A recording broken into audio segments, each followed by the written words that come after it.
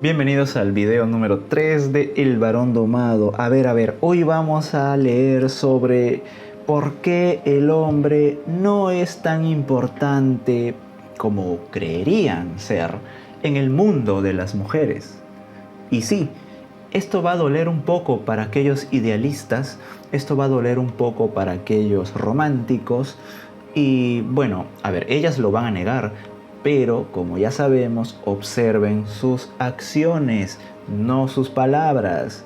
Entonces, El horizonte femenino se titula este capítulo en el libro y pues habla justamente de la visión que tienen ellas, ¿no? De su horizonte, de cómo nosotros encajamos y qué significamos para ellas realmente en su horizonte, en su visión, ¿no? En su mundo. Así que prepárense porque hay algunas pastillas negras por ahí, ¿no? Y muchas pastillas rojas que no a todos les va a gustar y que algunos van a negar, ¿no? Sobre todo los excepcionólogos. Y ya les digo, todo este libro y todo este conocimiento se trata de un conocimiento general, ¿no? Del promedio mayoritario, ¿no? De personas promedio sanas. Ya, sí, habrán excepciones para algunas cosas que mencionamos, pero no nos podemos vivir fijando en las excepciones, ¿no? Así que prepárense porque van a haber muchas cosas interesantes y creo que van a recordar algunas pastillas rojas y negras que ya tocamos anteriormente. Por favor, ya saben, suscríbanse a los que están por primera vez, a los que aún no se han suscrito, porque el canal necesita apoyo orgánico. Y esto no me voy a cansar de repetirlo, por favor, aunque parezca un poco cansino, porque este material, este contenido, pues no es de mucho agrado, ¿no? Para el robot, para la plataforma. Bueno, pasemos a la lectura. El horizonte femenino. Hagan lo que hagan para impresionar a las hembras, los varones no cuentan en el mundo de estas. En el mundo de las hembras no cuentan más que las hembras. Cuando una hembra observa que un varón se vuelve para mirarla, se alegra muy naturalmente. La alegría es tanto mayor cuanto más caro el traje o el cupé. Es una alegría comparable con la que siente un accionista por la lectura de unas cotizaciones positivas. No tiene, en cambio, importancia alguna que aquel individuo le resulte guapo o no, simpático o antipático, inteligente o estúpido. Tampoco le importan al accionista los colores de sus cupones. Que se entienda esta analogía, ¿no? El accionista con una hembra, ¿no? Pero si esa hembra nota que otra hembra se vuelve para mirarla, lo cual, a decir verdad, no ocurre más que en casos extremos, pues los criterios con que se miden recíprocamente las hembras son mucho más despiadados que los que usan los varones. Sabrá que ha llegado a la culminación. Para eso vive, por el respeto y la admiración, por el amor de las demás hembras. Pues en el mundo de las hembras no existen más que las demás hembras. Las hembras con que se encuentran al ir a la iglesia, en la casa paterna o en el supermercado. Las hembras con las que charlan por encima de la valla del jardincillo. Las hembras a cuyo lado pasan sin atención aparente en el tráfago de las compras por las calles elegantes o en las noches de fiesta. Las hembras se miden a sí mismas con lo que piensan las demás hembras, no con lo que piensan los varones. Lo único decisivo para ellas es el juicio de las demás hembras, y por un comedido elogio de otra hembra renuncian gustosamente a todos los torpes cumplidos de sus amantes, que no pueden ser sino diletantismo, o como sería hoy en día, a todos esos mensajes o reacciones que mandan a las historias, ¿no? Todos esos sims, ¿no? Todos los que paran respondiendo historias, comentando, mandando corazoncitos, ya. No les importan menos. Pues los varones no tienen ni idea del mundo en el cual viven realmente las hembras, y en sus hímnicos elogios se olvidan siempre de los puntos de vista principales. ¿Quiere decir eso que las hembras no pretenden gustar a los varones? No olvidemos que estos son su base material, o mejor dicho, su base patrimonial, ¿no? Siempre con eso en mente. Pero como los varones no reaccionan prácticamente ante la mujer más que a simbolismos sexuales y a una cierta extrañación producida por el maquillaje, las necesidades masculinas se podrían satisfacer con mucho menos trabajo. Bastarían, por ejemplo, pelo largo, labios pintados, piezas de punto ceñidas, faldas cortas, medias transparentes y tacones. No tan simple como hoy en día, por ejemplo, publicar tus historias, ¿no? Mostrando las carnes por ahí, un par de fotitos, un par de videitos y ya está, ya satisfaces, ¿no? Las obras de arte femeninas que aparecen vivas por las elegantes calles de compras de París, Roma o Nueva York están fuera del alcance de los deseos y de la comprensión de los varones. A lo que se refiere aquí es a todo ese glamour, a toda esa belleza, ¿no? A la ropa, a los tacones, a los accesorios, maquillaje, etc., ¿no? Hace falta mucha cultura para colocar y matizar bien el sombreado de un párpado y hace falta verdadera especialización para escoger un lápiz de labios determinado y la técnica adecuada para optimizar la aplicación de la sustancia, con pincel o directamente, en estratos o no, o para conseguir una razón óptima entre los efectos secundarios deseados y no deseados de unas pestañas artificiales, y para que al final de todo armonice en la persona con el vestido, la estola, el abrigo y la iluminación. Un varón no tiene sensibilidad para eso, ni siquiera tiene cultura alguna en el terreno de la máscara femenina. Consiguientemente, es incapaz de estimar de un modo adecuado, según toda su grandeza, esas obras de arte ambulantes. Para poseer esa cultura hacen falta tiempo, dinero y una pobreza intelectual infinita, por supuestos que solo se dan en las hembras, ¿no? Entiéndase el sarcasmo con el que habla aquí Esther, ¿no? O sea, nada nos preocupa menos a los hombres que los maquillajes y toda esa parafernalia, ¿no? De las máscaras, lo que le llama ella, ¿no? En la versión original escaneada que me encontré decía las mascaradas, ¿no? Dicho de otro modo, una hembra nunca querrá impresionar a un varón más que en la medida necesaria para que se quede con ella y la alimente. ¿Se entiende? Es decir, el compromiso, ¿no? Es decir, el matrimonio, etc. Desde luego que en el sentido más amplio de esa palabra, ¿no? Todo lo que por encima de eso invierte en sí misma apunta a las demás hembras. La hembra no atribuye al hombre más valor que el de su función alimenticia, es decir, su función de proveedor. Cuando una empresa intenta contratar a un especialista destacado, le echa pacientemente cebo tras cebo hasta que pica. La empresa sabe que una vez firmado el contrato, recuperará con creces todo lo invertido.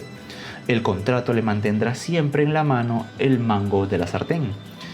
Lo mismo pasa con las hembras. No sueltan las riendas de un hombre más que lo justo para que éste prefiera por escaso margen quedarse a su lado que ver denunciado el contrato. En general, la comparación de una hembra con una gran empresa funciona bastante bien. Del mismo modo que una empresa es un sistema neutro para la maximización de las ganancias, así también la hembra está vinculada sin amor personal, sin maldad y sin odio al varón que trabaja para ella. Si el varón la abandona, ella se sume, como es natural, en el miedo, pues es su existencia económica lo que queda en el aire. Pero se trata de un miedo racional, con causas racionales y que no se puede compensar más que racionalmente sin que puedan abrirse abismos de ninguna clase. Se puede compensar, por ejemplo, contratando otro varón. Por lo tanto, ese miedo no tiene nada que ver con las sensaciones de un varón que se corroe a sí mismo con celos, sentimiento de inferioridad o autocompasión. Como un varón no abandona nunca a una hembra más que por otra hembra y jamás para ser libre, la hembra no tiene motivo alguno para envidiarle y aún menos para ponerse celosa. En opinión de la mujer, el varón que la abandona no mejora en nada de posición. La hembra abandonada contempla, en la perspectiva de una pequeña empresa a la que la competencia ha arrebatado su mejor trabajador, la aventura existencial que experimenta su hombre con su nuevo amor por otra hembra. No hay más remedio que molestarse en buscarle sustituto aprovechable. La amargura del amor es, pues, para la hembra, en el mejor de los casos, el sentimiento de haber perdido un buen negocio. Por eso las reacciones no son de tristeza, no son de decepción, no son de depresión, sino que en las hembras, ¿cuál es su reacción? Es violenta, ¿no? Rompen cosas, gritan, insultan, se desahogan dedicando canciones de despecho, se rayan los carros, rompen sus cosas, le pegan a la otra hembra si pueden.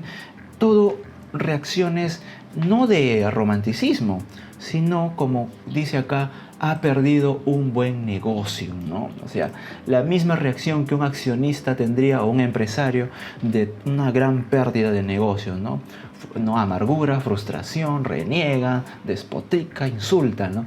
Eso es, para que se entienda hasta ahora lo que vamos viendo y a lo que apunta Esther, es lo que ya vimos más o menos en el capítulo del libro anterior, en un capítulo del libro anterior, ¿no? Que ellas no aman de la misma forma que un hombre espera ser amado, o la misma forma que un hombre ama, ¿no? De una forma idealista. Mucha atención. Por eso es absurdo que un varón se mantenga fiel a su hembra solo porque ésta, a su vez, no le engaña con otros varones de su ambiente que, en opinión de él mismo, son mucho más atractivos. ¿Y por qué va a engañarle mientras él trabaje bien para ella y le posibilite así las satisfacciones que realmente importan? La fidelidad de la hembra no tiene en principio nada en común con la fidelidad de un hombre. A diferencia de los varones, las hembras son casi insensibles al aspecto externo de su compañero. Cuando una hembra flirtea con el mejor amigo de su hombre, no desea, sin lugar a dudas, más que irritar a la hembra de éste, no a su propio marido, pues lo único que le importa son los sentimientos de aquella otra hembra. Si le importara el hombre de la otra, no permitiría que se le viera tan claramente. Ya ves. Las nuevas prácticas sexuales de grupo no son más que una variante del flirt, completamente superado en varios ámbitos sociales. Tampoco en la sexualidad de grupo le importa a la hembra nada más que las demás hembras y no los varones. La historia está llena de anécdotas de reyes y príncipes que se solazaban con varias amantes simultáneamente. Apenas hay historias parecidas acerca de potentados femeninos. Una hembra se aburriría mortalmente si tuviera que practicar erotismo de grupo solo con varones. Siempre ha sido así este asunto y no cambiará nunca. Si las hembras reaccionaran al aspecto físico de los varones, la publicidad lo habría aprovechado desde hace tiempo. Como, gracias al dinero que ganan los varones para ellas, las hembras tienen más capacidad adquisitiva que los varones. Las estadísticas al respecto son concluyentes. Los fabricantes intentarían muy naturalmente estimular la venta de sus productos mediante fotografías y cortos publicitarios que mostraran varones robustos y hermosos, rebosantes de caracteres sexuales secundarios. Ha ocurrido al revés. Las agencias publicitarias presentan por todas partes hermosas muchachas que tientan a comprar viajes for fate, automóviles, polvos de limpieza, televisores o dormitorios. Los productores cinematográficos han empezado ya a descubrir que es perfectamente posible presentar a las hembras en vez de los habituales views, amantes feos como Belmondo, Walter Matthau o Dustin Hoffman. Los varones, que generalmente se valoran muy poco en cuanto a lo físico y solo excepcionalmente se consideran hermosos, pues hermosura para ellos quiere decir hembras, se pueden identificar más fácilmente con actores feos. con que los principales papeles femeninos sigan desempeñados por hermosas estrellas, las hembras consumirán estas películas de protagonista feo con el mismo gusto que consumieron las de Rock Hudson, pues lo que realmente les interesa son las actrices del filme. Esta circunstancia ha podido quedar oculta a los varones porque estos asisten constantemente a la difamación de una hembra por otra. Como constantemente oye a su mujer criticar la nariz corva, los pechos caídos, las piernas torcidas o las grasas caderas de otra, tiene que suponer, lógicamente, que las hembras no se pueden aguantar las unas a las otras, o por lo menos que no se encuentran recíprocamente el menor atractivo. La interpretación es naturalmente errónea. Se consideraría loco al empresario que constantemente elogiara ante sus empleados las empresas competidoras. Sin duda, perdería pronto a sus mejores trabajadores. Los políticos tienen que representar ese mismo tipo de comedia de las hembras y declararse recíprocamente diabólicos y, sin embargo, no hay duda de que si tuviera que ir desterrado a una isla desierta, Nixon preferiría 1000 veces la compañía de Kosygin o la del Fidel Castro que la del contadísimo hombre de la calle que le ha procurado su mandato. Pues Nixon no tiene absolutamente nada en común con el hombre de la calle. Si se lo pudieran permitir económicamente, las hembras convivirían sin duda con otras hembras antes que con varones. Y no porque todas ellas sean lésbicas. Lo que los varones llaman predisposición lésbica de la hembra tiene presumiblemente poco que ver con el impulso sexual de las hembras. No, lo que pasa es que los dos sexos no tienen prácticamente ningún interés en común. ¿Qué pues mantiene a las hembras junto a los varones sino el dinero? Estando entre ellas tendrían mucha comodidad, pues el intelecto y la vida emocional de las hembras se han detenido en un estadio primitivo, o sea, general, y apenas hay hembras individualistas o de tendencia extravagante. Es fácil imaginar qué estimuladora vida tendrían entre ellas. Tal vez fuera incluso una vida paradisíaca, aunque a un nivel espantosamente bajo. Pero, ¿a quién iba a molestarle la escasa altura de ese nivel? A ver, creo que este capítulo ha tenido algunas referencias temporales que por lo menos a mí no entendí algunas cosas, pero la esencia es separar, ¿no? Diferenciar justamente los intereses primarios, los intereses primarios, los intereses sexuales, ¿no? Los intereses afectivos, separarlos, ¿no? Y profundizar en que, bueno, el interés primario de una mujer pues es otra mujer más que un hombre, ¿no? A ver, ahora, que se entienda esto, ¿no? Porque esto es en un sentido general, ¿no? En un sentido general. Obviamente van a haber algunas excepciones, hay algunas variantes, ¿no? Porque ya algunos van a decir, no, es que yo conozco que sí, que esta chica sí le interesaban los hombres, pero aún en esos casos que parecen ser excepciones, ¿no? Al final siempre está detrás esta teoría, ¿no? Esto que expone Esther Vilar, ¿no? Que lo más importante para ellas, pues, son ellas mismas y las demás mujeres. Porque el ejemplo más claro, más clásico, ¿no? Es cuando una mujer se casa, ¿no? Cuando una mujer cualquiera, una mujer X, se casa. ¿Qué es lo que pasa? Que poco a poco, ¿no? Deja de competir por el hombre, porque ya está amarrada, pues, ¿no? Porque ya están amarrados. Ya poco a poco va bajando su interés hacia él, ¿no? Se deja, descuida su físico, poco a poco le va dejando, ¿cómo se dice? Reteniendo la intimidad, ¿no? Le va dosificando, ¿no? Entonces, porque ya, como dice acá, lo más importante no es él, es lo que él le puede proveer. Y esta verdad es una pastilla muy amarga para tragar, ¿no? Porque está directamente relacionado al romanticismo, ¿no? El hombre es muy romántico y cree que ella, pues, tiene ese mismo idealismo hacia él, y no es así. ¿no? Y claro, esto no lo entienden muchos hasta que les pasa algo realmente fuerte y recién ahí pues comienzan a salir de su Matrix, ¿no? Entonces, claro, quizás en este capítulo ha habido algunas referencias un poquito, ¿no?, atemporales de esa época. Quizás algunos entenderán, algunos más conocedores, otros no, en mi caso, pero que el tema central ha quedado muy claro, ¿no? O sea, para ellas lo más importante es ellas mismas y las demás hembras con las que competir, ¿no? Entonces, es así. Se necesita una visión muy, pero muy fina, ¿no? Y despejada, ¿no? Porque para el hombre común es muy difícil ver esto, te lo va a negar, va a decir, no, ¿cómo dices eso?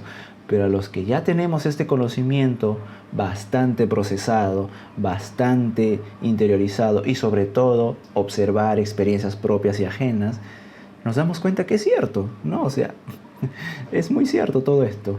Bueno, como siempre les digo, no se queden con la lectura, salgan, observen, vivan, ¿no? Experimenten si es posible, ¿no? Vean experiencias ajenas y bueno, se darán cuenta de que es cierto, ¿no?